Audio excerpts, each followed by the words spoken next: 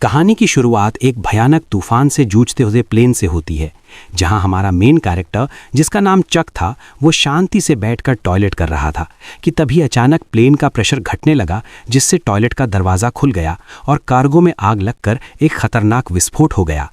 Pilot ने चक को seat पर बिठाया क्योंकि समुद्र में इमरजेंसी लैंडिंग करनी थी। पायलट ने लाइफ राफ्ट देकर बेल्ट बांधने को कहा। प्लेन तेजी से नीचे गिरने लगा। अब प्लेन समुद्र से लगभग 3000 मीटर दूर था। तभी चक को पता चला कि उसकी गर्लफ्रेंड की दी हुई पॉकेट वॉच गिर गई है।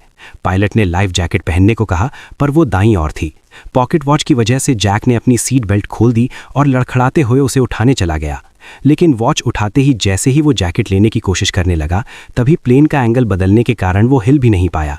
पायलट ने देखा कि वो अपनी सीट पर नहीं था, इसलिए उसने अपनी सेफ्टी बेल्ट खोल दी। तेज झटकों से पायलट बुरी तरह घायल हो गया। पायलट ने प्लेन को समुद्र की सतह पर धीमी गति से टच कराया, लेकिन गलत लैंडिंग से पानी केबिन में भर गया। सेफ्टी बेल्ट न बंधे होने की वजह से चक की जान बच गई। तभी अचानक प्लेन का ऊपरी हिस्सा फट पड़ा और समुद्र का पानी प्लेन के अंदर भरने लगा। लेकिन किस्मत से चक के हाथ में इन्फ्लेटेबल राफ्ट था, पर जैसे ही उसने उसे खोला, तभी अचानक राफ्ट से जुड़ा हुआ हिस्सा प्लेन में फंस गया। डूबता हुआ एरोप्लेन चक को राफ्ट के साथ नीचे खींचने लगा, पर चक की किस्मत अच्छी थी क्योंकि राफ्ट से जुड़ी हुई रस्सी अचानक टूट गई और इस तरह लाइफ राफ्ट ने उसे खींचते हुए मौत के मुंह से बाहर निकाल लिया। आखिरकार चक सही सलामत समुद्र की सतह तक पहुंच गया। उसने अपनी पूरी ताकत लगाकर राफ्ट पर चढ़ने की कोशिश की और मरते दम तक राफ्ट के किनारे को कसकर पकड़े रहा। लेकिन वो धीरे धीरे उस इंजन की ओर बहने लगा जो अभी भी चल रहा था। पीछे खतरा देखकर उसने तुरंत आंखें बंद कर लीं। तभी इंजन में आग लग गई और विस्फोट की लहर ने उसे उछालकर फिर से समुद्र में गिरा दिया। पूरा प्लेन एक जोरदार ब्लास्ट के साथ धीरे धीरे समुद्र में डूब गया। लेकिन खतरा अभी टला नहीं था। चक को न केवल समुद्र की तेज आंधी तूफान का सामना करना पड़ा, बल्कि एक के बाद एक उठती विशाल लहरों को भी झेलना पड़ा। वो बस लाइफ राफ्ट की रस्सी को कसकर पकड़े रहा। इसी तरह पता नहीं कितनी देर बीत गई और अचानक लाइफ राफ्ट की हवा निकल गई। तेज चट्टानों ने उसे फाड़ दिया। इसका मतलब था कि वो आखिरकार किनारे पर पहुंच गया था। वो अपनी आखिरी ताकत जुटाकर लाइफ राफ्ट को घसीटते हुए किनारे तक लाया। अगली सुबह जब धूप उसके चेहरे पर पड़ी, तब उसे महसूस हुआ कि वो जिंदा है और छोटे से आइलैंड पर बहकर आ गया है। लेकिन मौत के मुंह से बच निकलने के बाद भी उसे कोई राहत नहीं मिली, क्योंकि वो नहीं जानता था कि इस अनजान जगह पर उसे कौन कौन सी खतरनाक चीज़ों का सामना करना पड़ेगा। वो चलते चलते प्लेन से बिखरी हुई चीज़ें उठाता गया और आइलैंड के अंदर अपने ही जैसे लोगों की खोज शुरू कर दी। लेकिन जब उसने चारों ओर नज़र डाली तो उसका स्वागत केवल कभी खत्म न होने वाले सन्नाटे ने किया। इससे ये साफ था कि वो एक ऐसे आइलैंड पर फंस चुका था जो दुनिया के नक्शे पर भी नहीं था। कोई है यहाँ फंसकर मर ना जाए, इसलिए उसने खुद को बचाने के लिए तरह तरह के उपाय सोचने शुरू कर दिए। लेकिन इस समय उसके पास समुद्र तट पर हेल्प का निशान लिखने के अलावा कोई कारगर तरीका नहीं था। जल्दी ही रात का अंधेरा छा गया और वो अब भी उम्मीद कर रहा था कि कोई गुजरती हुई नाव उसे देख ले।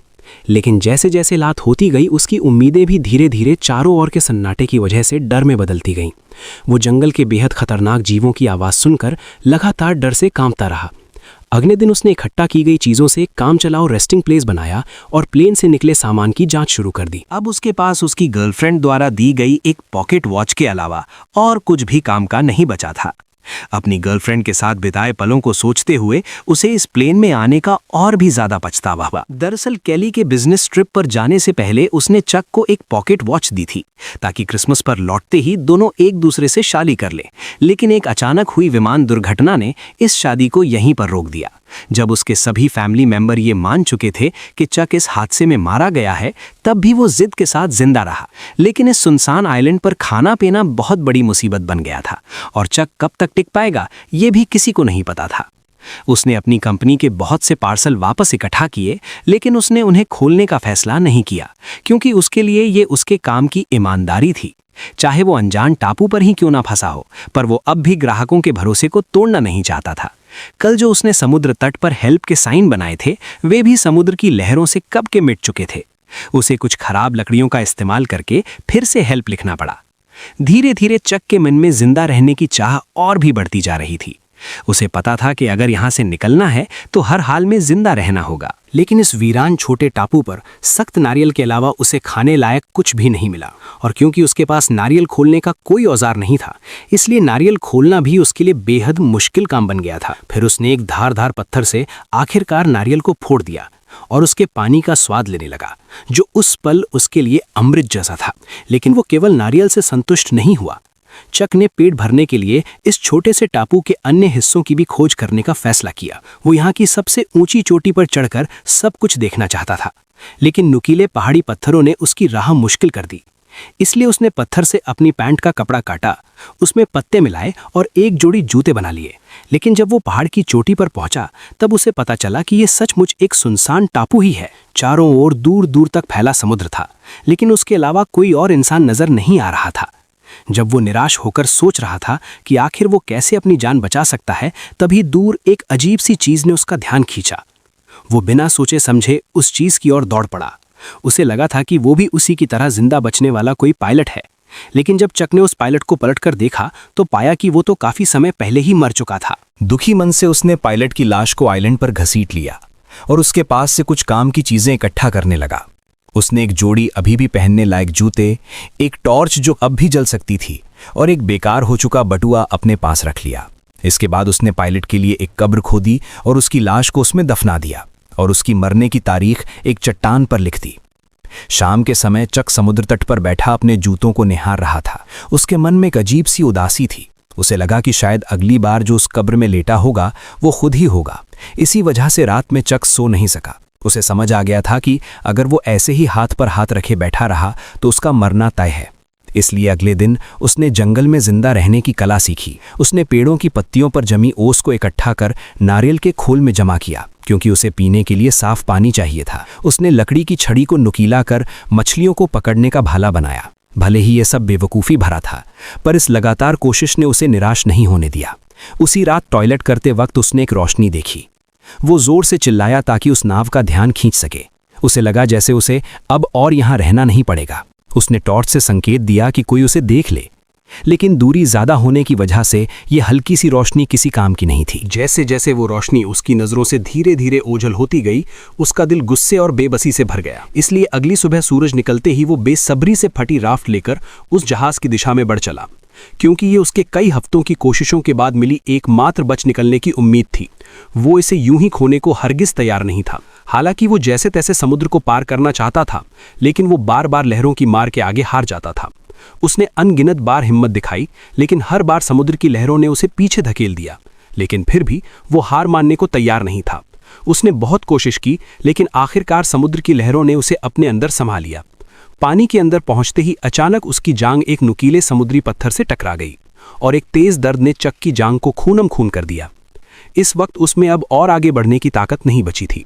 वो बस टूटी फूटी राफ्ट को घसीटते हुए बुरी हालत में किनारे लौट आया। शाम के समय अचानक आसमान में तेज आंधी और मूसलाधार बारिश शुरू हो गई, जिससे पहले से ही घायल चक की मुसीबतें और बढ़ गईं। वो राफ्ट की मदद से केवल कंपनी के सामानों को ही ढक सका। फिर वो बारिश से बचने के लिए खून से बहती टांग के साथ कोई और जगह ढूंढने लगा। तभी उसे एक छोटी सी गुफा मिल गई और खुद को होश में रखने के लिए उसने कुछ घूंट गंदा बारिश का पानी पी लिया। लगभग पूरी तरह थक जाने के साथ उसका घायल शरीर अब और सहन नहीं कर सका और वो जमीन पर बेहोश हो गया। उसके पीछे रखी टॉर्च की बैटरी खत्म होते ही वो भी अंधेरे में डूब गई। अगले दिन चक फिर से तेज दर्द के साथ जागा। उसकी टांग के घाव में कीड़े लगने के लक्षण दिखाई दे रहे थे। इस सुनसान जगह पर अगर इसका इलाज ना हुआ तो उसे और भी बड़े खतरे का सामना करना पड़ेगा। जिंदा रहने की थोड़ी सी भी उम्मीद पाने के लिए उसे अपने मन की जिद छोड़नी पड़ी और उसने उन पार्सलों को खोलने का फैसला किया। पैकेजों में उसे 1 दर्जन वीडियो टेप, एक गिफ्ट की तरह सजाया गया वॉलीबॉल, एक सुंदर महिला की लंबी ड्रेस और सबसे स्टाइलिश दिखने वाली एक जोड़ी स्केट्स मिले। लेकिन आखिरी पार्सल को उसने खोलने का फैसला नहीं किया। शायद इसलिए कि वो निराश नहीं होना चाहता था, या शायद इसलिए कि वो अपने लिए एक उम्मीद बचा कर रखना चाहता था। उसने पार्सल की पैकिंग में इस्तेमाल हुए फोम को अपने घाव पर लगाया। फिर जूतों के फीते खोलकर उसने उनसे काम चलाऊ पट्टी बांध ली। जूतों के ब्लेड उसके सबसे काम आने वाले औजार बन गए और लंबी ड्रेस की काली जाली से उसने एक आसान मछली पकड़ने का जाल बना लिया। मछली पकड़ने के औजार की मदद से कई दिनों बाद वो आखिरकार पहली बार पेट भर खाना खा सका। कच्चा खाना निगलना मुश्किल ना हो, इसके लिए चक ने लकड़ी रगड़कर आग जलाने का फैसला किया। लेकिन भले ही उसने सुबह से लेकर शाम तक और फिर शाम से लेकर अगली सुबह तक लगातार कोशिश की, पर फिर भी उसके मन में जो छोटी सी चिंगारी थी वो उसकी उम्मीद के मुताबिक आग नहीं बन सकी। जब उसके दोनों हाथ रगड़ते रगड़ते छिल गए तब उनसे ताज़ा खून बहने लगा, जिससे चक का गुस्सा फूट पड़ा।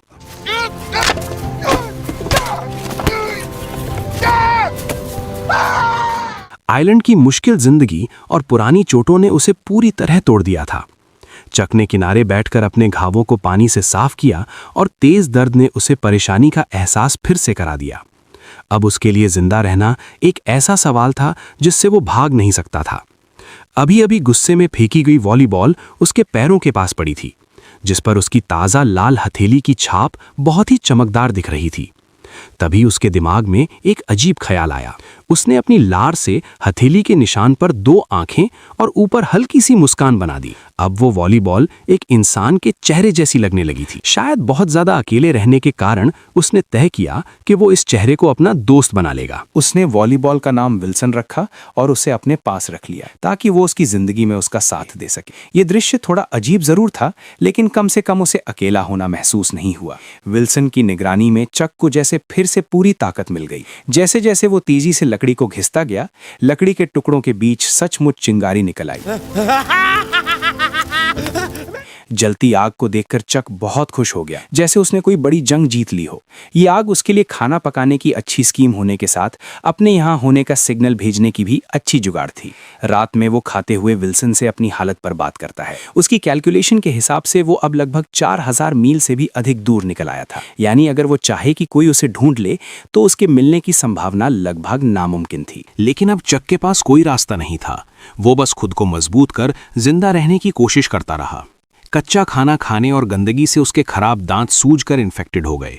आखिरकार असहनीय दर्द के कारण उसने ठान लिया कि वो अपने दांत को निकाल देगा। उसने एक हाथ में स्केट वाली छुरी दांत पर टिकाई और दूसरे हाथ में पत्थर लिया। उसने सोचा कि लंबे दर्द से बेहतर है एक बार का दर्द। फिर उसने जोर से वार कर दिया। जंगल में जिंदा रहने में एक्सपर्ट होने के बाद भी उसकी आंखों में अब वो चमक नहीं रही थी। 4 सालों के अंदर चक एक जंगली आदमी बन गया था। हालांकि मछली पकड़ने में माहिर होने से उसे मांस की कमी नहीं थी, लेकिन उसकी आंखों में पहले जैसी जीने की गुंजाइश गायब हो चुकी थी। अब वो बच निकलने की कोई उम्मीद नहीं रखता था और हर दिन का जिंदा रहना बस उसकी अकेलेपन का एक और दिन था। पर कुछ समय बाद उसे चट्टान के किनारे से एक टिन का टुकड़ा मिला और वो उसे समुद्र तट पर ले आया। लेकिन जैसे ही समुद्री हवा ने उस टिन के टुकड़े को गिरा दिया, तभी अचानक उसके दिमाग में एक आइडिया में आया। अगर वो इसका इस्तेमाल समुद्र की लहरों को चीरने के लिए कर सके तो शायद सच में उसके पास इस जगह से निकलने का मौका हो सकता है। ये आइडिया आते ही उसने एक पल और इंतजार नहीं किया। उसे इस सुनसान टापू पर से जल्द निकलना था। चक तुरंत हरकत में आ गया। सबसे पहले उसे एक नाव बनानी थी। उसने बहुत सारी टहनियां इकट्ठा की और उन्हें एक साथ रखा। फिर जंगली रस्सियों का इस्तेमाल किया और सबको एक साथ बांध दिया। यहाँ तक कि बेकार वीडियो टेप को भी रस्सी बना ली। अब चक की मेंटल स्टेट बिगड़ने लगी थी। उसे लगने लगा कि विल्सन उसे देख रहा है और उसे जाने नहीं देना चाहता। इसी वजह से उस रात वो विल्सन से झगड़ पड़ा। मैं अपनी पूरी जिंदगी तुमसे बात नहीं कर सकता। सुना तुमने? 2 टके के वॉलीबॉल। फिर उसने गुस्से में अपने 4 साल पुराने दोस्त को एक लात मारकर दूर फेंक दिया। लेकिन जब वो कुछ देर बाद शांत हुआ तो उसे अपने दोस्त विल्सन के लिए गहरा पछतावा हुआ। इसलिए वो रात के अंधेरे में विल्सन को ढूंढने निकल पड़ा और प्यार से उसके चेहरे पर फिर से रंग लगा दिया। हर दिन इसी तरह बीतता गया और चक की लकड़ी की नाव भी बनकर तैयार हो गई। उसने जाने के लिए सारी चीजें तैयार कर ली थीं। अब बस सही दिशा की हवा का इंतजार था ताकि वो अपनी नाव को समुद्र में उतार सके। उसने अपने यहाँ फंसे होने का साइन भी छोड़ दिया था। उसने 10,500 से भी ज्यादा दिनों तक इस बेरहम टापू पर फंसे रहने का वर्ल्ड रिकॉर्ड बना दिया था।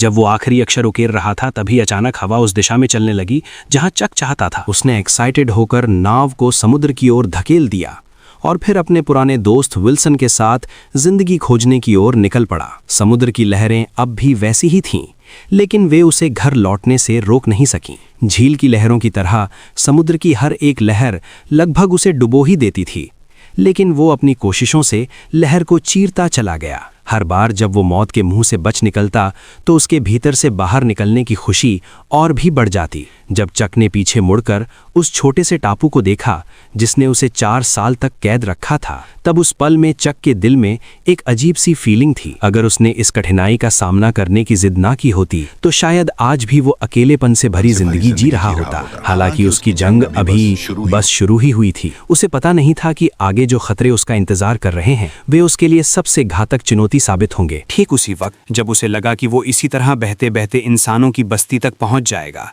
तभी एक और भीषण तूफान ने उसे झकझोर दिया। उस रात तेज बारिश में आंखें खोलना नामुमकिन था। वो नाव को पकड़े लहरों के बीच लाचार पड़ा रहा और हमलों को सहता रहा। ये उसके लिए सबसे कठिन रात थी। वो बेबस था और सब कुछ भगवान पर छोड़ चुका था। अच्छी बात ये रही कि चक किस्मत वाला था। उस रात की भीषण आंधी तूफान भी उसे अपने साथ नहीं ले जा सकी, लेकिन उसकी नाव को भारी नुकसान पहुंचा था। और सबसे अहम बात यह थी कि उसका पुराना दोस्त भी रस्सी ढीली हो जाने के कारण नाव से अलग हो चुका था। जब उसे इसका एहसास हुआ तब तक विल्सन समुद्र की लहरों के साथ बहुत दूर बह चुका था। वो उसका इकलौता साथी था जिससे वो दिल की बातें करता था। भले ही वो सिर्फ एक वॉलीबॉल था, लेकिन वही उसका एकमात्र सहारा था। वो सब कुछ भूलकर समुद्र में कूद पड़ा और उसे बचाने की कोशिश करने लगा, लेकिन दूरी बहुत ज्यादा थी और गहरा समुद्र उसे बार बार डरा रहा था। एक तरफ उसकी जान बचाने वाली नाव थी और दूसरी तरफ उसका 4 साल का सहारा विल्सन। लेकिन अब उसके पास कोई और चारा नहीं था। वो बस अपनी आंखों के सामने अपने पुराने दोस्त को दूर जाते हुए देखता था। विल्सन! मुझे माफ कर देना। इस तरह उसने अपना इकलौता दोस्त खो दिया और एक बार फिर अकेलापन और बेबसी ने उसे पूरी तरह घेर लिया। लगभग पूरी तरह से टूट चुकी लकड़ी की नाव को देखते हुए और चारों ओर फैले समुद्र को निहारते हुए इस पल चक को बहुत अच्छी तरह समझ आ गया कि वो अब कभी भी अपने घर वापस नहीं जा सकेगा। जिस वजह से जो उसके भीतर जीने की इच्छा अभी अभी जगी थी वो पूरी तरह टूट गई। आखिरकार उसने नाव का चप्पू भी फेंक दिया और तय कर लिया कि अब वो बस चुपचाप इंतजार करेगा कि समुद्र जल्द से जल्द उसे निगल जाए। ठीक उसी समय जब चक ने मौत का सामना करने के लिए खुद को तैयार किया, तभी एक ऐसी सीटी की आवाज गूंज उठी जिसे उसने सिर्फ अपने सपनों में ही सुना था। वो उम्मीद खोए हुए अपनी आखिरी ताकत जुटाकर मुड़ा और देखा कि एक विशाल मालवाहक जहाज उसके सामने तैर रहा था। तभी जहाज में मौजूद सभी लोगों ने चक को भी देख लिया और इस तरह कई सालों की कठिनाइयों के बाद चक आखिरकार फिर से प्लेन में बैठकर अपने घर लौट आया। उसकी सही सलामत जिंदा लौट आने की कहानी ने उसे पूरे शहर में मशहूर कर दिया। लेकिन चक को इन सब बातों से कोई फर्क नहीं पड़ता था। वो बस अपनी गर्लफ्रेंड से मिलना चाहता था जिसे उसने 4 साल से नहीं देखा था। लेकिन जब उसकी गर्लफ्रेंड की बजाय एक आदमी दरवाजा खोलकर सामने आया तो वो हैरान रह गया। उस आदमी ने चक से कहा, मैं केली का हस्बैंड हूं, जेरी लवेट। तब उसे पता चला कि जिसे वो याद करता रहा वो अब शादीशुदा थी और एक बच्चे की मां बन चुकी थी। केली का हस्बैंड चक को शांत करते हुए अपनी पत्नी का बचाव कर रहा था। शायद तुम्हें उसे थोड़ा और वक्त देना चाहिए। इतना कहकर वो वहां से चला गया। केली को रोते देख चक को उसकी हालत समझ आ गई। वो समझ गया उसकी कोई गलती नहीं थी। चक भी शायद वही करता। उस रात कंपनी ने स्वागत में समुद्री जानवरों की दावत दी। मेज पर रखी स्वादिष्ट मछलियां और बड़े केकड़े देखकर उस पल चक ने कुछ अजीब महसूस किया। उसके मन में उस आइलैंड की यादें थीं, क्योंकि टापू पर उबाऊ लगने वाले केकड़े और मछलियां यहाँ लजीज खाना बन गई थीं। अगले दिन चक ने उस पार्सल को मंजिल तक पहुंचाया जिसे उसने टापू पर खोला नहीं था और एक थैंक्स लेटर भी दिया। उसने आभार जताया कि इसी पैकेज ने उसकी जान बचाई है। उस अजीब से पार्सल में क्या था जो इतने लंबे समय तक उसका साथी रहा, ये जानने के लिए उसने उसे कभी नहीं खोला। और इस तरह इस शानदार कहानी का अंत हो गया। तो अब तुम बताओ कि तुम्हें ये वीडियो कैसी लगी। अगर वीडियो पसंद आई हो तो मेरे चैनल पर जाकर और वीडियोस को भी जरूर चेक करो और कमेंट में बताओ कि अगली किस मूवी का एक्सप्लेनेशन देखना चाहते हो।